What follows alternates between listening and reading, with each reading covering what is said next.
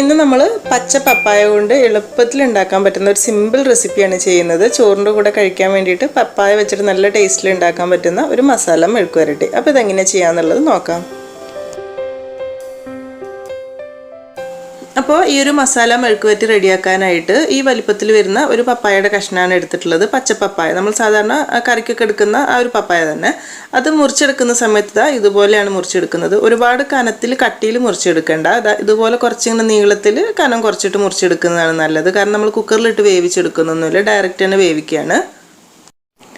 അപ്പോൾ ഇനി മെഴുക്കുവരട്ടി ഉണ്ടാക്കാനായിട്ട് തുടങ്ങാം. അതിനായിട്ടൊരു പാൻ ചൂടാക്കി അതിലേക്കൊരു 2-3 ടേബിൾ സ്പൂൺ വെളിച്ചെണ്ണ ഒഴിച്ചു കൊടുക്കാം. എണ്ണ ചൂടായി വരുന്ന സമയത്ത് ഒരു 1/2 ടീസ്പൂൺ കടുക് ഇട്ട് പൊട്ടിച്ചെടുക്കാം. കടുക് പൊട്ടി വരുന്ന സമയത്ത് കുറച്ച് കറിവേപ്പില, അതിൻ്റെ കൂടെ തന്നെ ഒരു 2-3 അല്ലി വെളുത്തുള്ളി ഇതുപോലെ നീളത്തിൽ മുറിച്ചെടുത്തിട്ടുള്ളതാണ്. ഒരുപാടൊന്നും വേണ്ട കേട്ടോ, 2 അല്ലി ജസ്റ്റ് ഇതുപോലെ നീളത്തിലൊന്ന് മുറിച്ചിട്ട് ഇങ്ങനെ ഇട്ടൊന്ന് മൂപ്പിച്ചെടുത്താൽ മതി.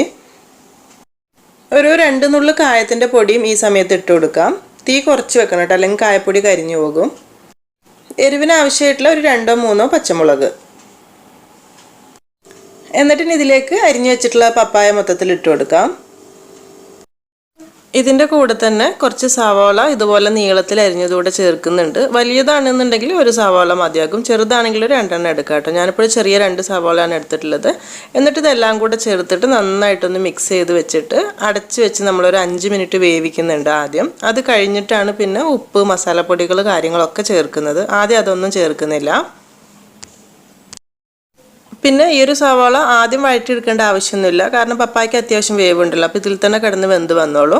പിന്നെ ഇതിലേക്ക് വേണ്ടി നമ്മൾ പപ്പായ മുറിച്ച് കഴുകുന്ന സമയത്ത് അരിഞ്ഞതിന് ശേഷം കഴുകാത്തതായിരിക്കും നല്ലത് കേട്ടോ. കാരണം ഒരുപാട് വെള്ളത്തോട് കൂടെ ഇതിലേക്ക് ഇട്ടാൽ കറക്റ്റായിട്ട് കിട്ടില്ല. അപ്പോൾ ആദ്യം കഴുകിയിട്ട് അരിഞ്ഞെടുത്താൽ മതി. അപ്പോൾ ഇത് എന്തായാലും ഒരു 5 മിനിറ്റ് ഒരു മീഡിയം ടു ലോ ഫ്ലെയിമിലൊന്ന് അടച്ച് വെക്കുക. ഇപ്പോൾ ഒരു 5 മിനിറ്റ് കഴിഞ്ഞ് തുറന്ന് നോക്കുന്ന സമയത്ത് ഇതുപോലെ ഉണ്ടാവും, ഒരു പകുതി വേവായിട്ട് കിട്ടിയിട്ടുണ്ടാവും. ഇനിയിപ്പോൾ ഈ സമയത്ത് ഇതിലേക്ക് ആവശ്യത്തിനുള്ള ഉപ്പ് ആദ്യം ഇട്ട് കൊടുക്കാം. പിന്നെ ഒരു 1/2 ടീസ്പൂണിൻ്റെ അടുത്ത് മഞ്ഞൾപ്പൊടി, ഒരു 1.5 ടീസ്പൂൺ മുളക് പൊടി എടുക്കുന്നുണ്ട്. എരിവ് നോക്കിയിട്ട് എടുത്താൽ മതി. അത്യാവശ്യം എരിവ് ഉണ്ടെങ്കിൽ നല്ല ടേസ്റ്റാണ് ഈ ഒരു മസാല ആവുന്ന സമയത്ത്. അതുപോലെ തന്നെ ഒരു 1/2 ടീസ്പൂണിൻ്റെ അടുത്ത് വലിയ ജീരകം പൊടിച്ചിട്ടുള്ള പൊടിയാണ് കേട്ടോ. ഇതുണ്ടെങ്കിലും മതി, നിർബന്ധമില്ല. പക്ഷെ കുറച്ചുകൂടെ നല്ല ഫ്ലേവർ കൂടുതൽ കിട്ടും. ഒരു 1/4 ടീസ്പൂൺ ചിക്കൻ മസാല കൂടെ ചേർത്ത് കൊടുക്കാം. അപ്പോൾ ഇത്ര മസാലപ്പൊടികളാണ് ഇതിലേക്ക് ചേർക്കുന്നത്. എല്ലാം കൂടെ ചേർത്തിട്ട് നന്നായിട്ടൊന്ന് മിക്സ് ആക്കി എടുക്കണം ആദ്യം. എന്നിട്ട് ഇനി ബാക്കി പപ്പായ മൊത്തത്തിൽ വെന്തിട്ടില്ലല്ലോ, ഇനി ബാക്കി വെന്ത് വരുന്നത് ഇതെല്ലാം കൂടെ മിക്സ് ആക്കിയിട്ട് ഇതുപോലെ നന്നായിട്ട് ഇളക്കി കൊടുത്ത് വേവിച്ചെടുത്താൽ മതി.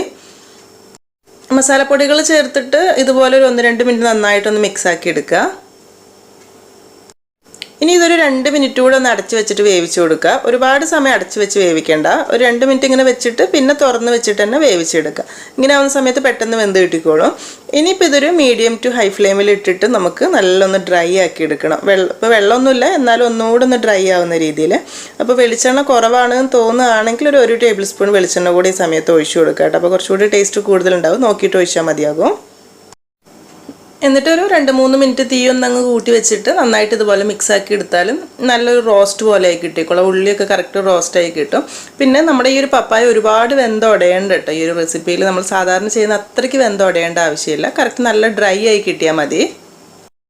അപ്പോൾ 3-4 മിനിറ്റോടെ നന്നായിട്ട് മിക്സ് ആക്കി എടുത്ത് കറക്റ്റായി കിട്ടിയിട്ടുണ്ട് നമ്മൾ പപ്പായ മസാല.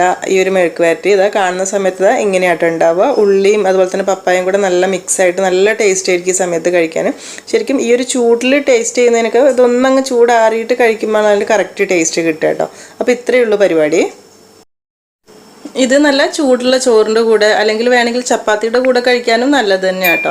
പിന്നെ എനിക്ക് ശരിക്കും ഇത് ഇങ്ങനെ ഉണ്ടാക്കി കഴിഞ്ഞ് കുറച്ച് കഴിഞ്ഞ് വെറുതെ ഇങ്ങനെ കോരി കഴിക്കാൻ നല്ല രസമാണ് കേട്ടോ ഇങ്ങനെ കഴിക്കുന്ന സമയത്ത്.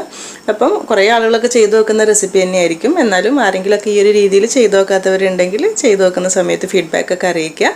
അതുപോലെ ഈ ഒരു വീഡിയോ നിങ്ങൾക്ക് ഇഷ്ടമായിട്ടുണ്ടെന്നുണ്ടെങ്കിൽ എന്തായാലും ലൈക്ക് ചെയ്യാനും ഷെയർ ചെയ്യാനും കൂടെ മറക്കരുത് കേട്ടോ. അപ്പം എന്തായാലും നല്ല റെസിപ്പി ആയിട്ട് പുതിയ വീഡിയോയിൽ കാണാം. താങ്ക്